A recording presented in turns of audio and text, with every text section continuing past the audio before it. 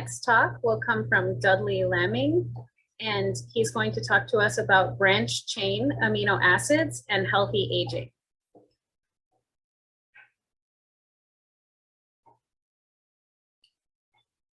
So mice, of course, don't need to worry about deciding what they're going to eat, at least when they're in a laboratory setting. But we can choose to assemble meals from a variety of different sources, which vary in the major macronutrient categories.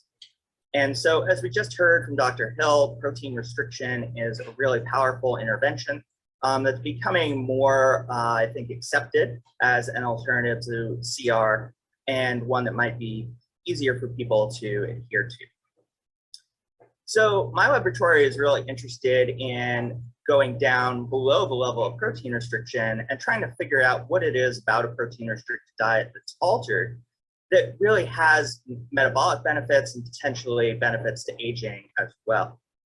And so when we think about dietary protein is made up of the 20 common amino acids, and 9 of those are essential in both the human and rodent diet. So we looked at all of them to a certain degree, and in the following talk, we're going to hear about methionine restriction. But the ones that we're going to talk about now, and the ones are some of the ones that we found most interesting, are the branched chain amino acids: leucine, isoleucine, and valine.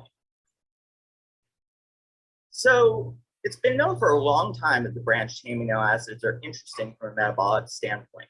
So it was in the late 1960s, it was shown that in the blood of people who are obese, there are increased levels of branched chain amino acids. And nobody did a whole lot with that for a number of years, but over the last decade to 2 decades, researchers have shown that branched amino acids are elevated in the blood of insulin resistant and obese humans, as well as in both rats and mice. And branched amino acids actually correlate very well with the level of glycated hemoglobin. And so diabetics, the more diabetic you are and the less well your blood sugar is controlled, you have higher glycated hemoglobin and higher levels of branched chain amino acids.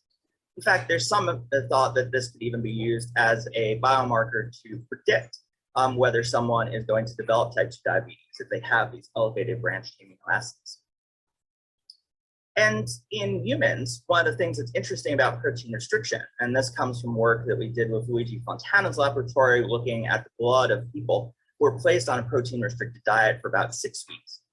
And what we found was that the levels of the branched amino acids actually decrease in the blood of the protein restricted individuals.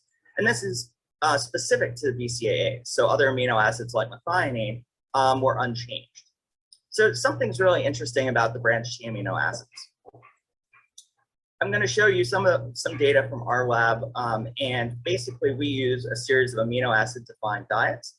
And so our control diet here has a level of 21% of amino acids coming from protein, and our low protein or low amino acid diet about 2/3 less, so 7% calories derived from amino acids. And then we have a diet where we specifically reduce branched amino acids by 2/3 from the level found in the control diet, so the level found in the low amino acid diet, or a diet where we specifically just restrict isoleucine. Now, when I talk about amino acids, these are literally made up of 3 amino acids. They're all mixed together with fat and sugar. Happens about 2 miles from here on Fish Hatchery Road, where Vigo has a food production facility. And one of the major advantages of these diets is that we can control almost everything. So we can keep the diets isocaloric. We can control the amino acid profile from batch to batch. The calories and sources of fat are the same, which is very difficult to do in a human study. And we can keep things isonitrogenous as well if we want to, balancing the removed amino acids by adding in non-essential amino acids.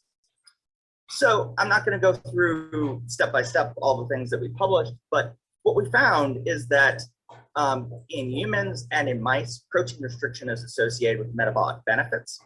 And so both in humans and mice, when you place animals or people on protein restricted diets, there's reduction in weight or reduced weight gain depending on the life stage of the animal, a reduction in adiposity, and improvements in glucose homeostasis, very particularly glucose tolerance, which for the most part seems to be a hepatic effect, representing improved hepatic insulin sensitivity.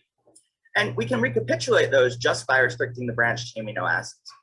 And in our most recent publication that came out a few months ago, we found that this was really due to the effects of isoleucine.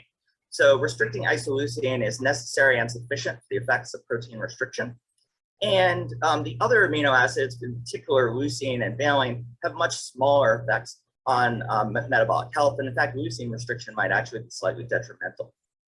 And one of the things that we just heard about was FGF21. And so isoleucine restriction induces FGF21 very effectively at the message level in multiple tissues. Blood levels of FGF21 go up as well. And in some of our published work, we've shown that some of the effects of isoleucine restriction are FGF21 dependent and some are independent. And so there's definitely a role for FGF21 in these responses. Now, there's a lot of interest in trying to understand whether this is true in humans as well. And so we've been doing a study for a couple of years, a small pilot study looking at the feasibility of restricting branched amino acids on human health. The answer is that it definitely is feasible. So we've done it for about 2 months at a time, so 8 weeks, where we replace 2 meals a day with beverages that contain no branched amino acids. 2 other groups, one in the UK and one in Germany, have looked at sort of a similar strategy, again, finding that this is a feasible strategy, and in type 2 diabetics at least, seeming to have some positive effects on insulin sensitivity. But a lot more work needs to be done to try and understand, how we can restrict branched amino acids feasibly in humans, or find ways of mimicking these effects. Of course, that's most of that work was on diabetes, which of course is a disease of aging, but our lab is really interested on aging overall. And so we've looked in several different contexts at the effects of branched amino acid restriction. And so here's data from 2 different progeroid mouse strains, laminae null mice, which are short-lived and sort of an old model of Hutchinson-Gilford progeria syndrome, and laminae G609G mice, which are a new, more human-relevant model of Hutchinson-Gilford progeria syndrome. In both cases, we see the branched amino acid restriction has major effects on lifespan. You can see the dynamics are a little bit different. We get median lifespan extension in both strains, but only a huge effect on maximum lifespan in the G609G mice. So we're still trying to understand what could be responsible for some of these effects. But after we completed these studies in progeroid strains, we wanted to move over to wild type animals. And so just a little bit of what we've done. There's a lot of concern about branched amino acid restriction as maybe inducing sarcopenia or frailty, because humans take BCAA supplements, particularly when they're doing athletics, to try and bulk up and build muscle mass. But actually, much like calorie restriction, branched amino acid restriction actually has positive effects on frailty. Particularly here in males, we see that the mice are protected from age-associated increase in frailty. And this actually corresponds with what we see in the longevity effects as well. So branched amino acid restriction in females, at least to the degree and times that we chose here, actually has no effect on lifespan, but males we get about a 30% extension with branched amino acid restriction equivalent to protein restriction. Really interested, of course, in trying to figure out exactly what's going on. Many of you know that my lab works on mTOR signaling, and branched amino acids are potent agonists of mTOR, and particularly this is relevant to skeletal muscle. So we looked in both male and female mice placed on low branched amino acid diets to see what was happening as they aged.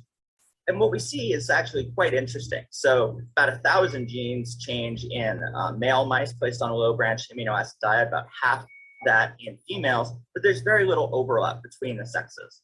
And in fact, when we do a principal component analysis, what we see is while the mice sort of overlap on a control diet, they're pulled in opposite directions when we place these mice on low branched amino acid diets. If we do pathway analysis, this is very similar to what we see at pathway level. There's lots of pathways changed in both males and females, but pathways are different. And as I mentioned, mTOR complex 1, mTOR signaling, very important in longevity.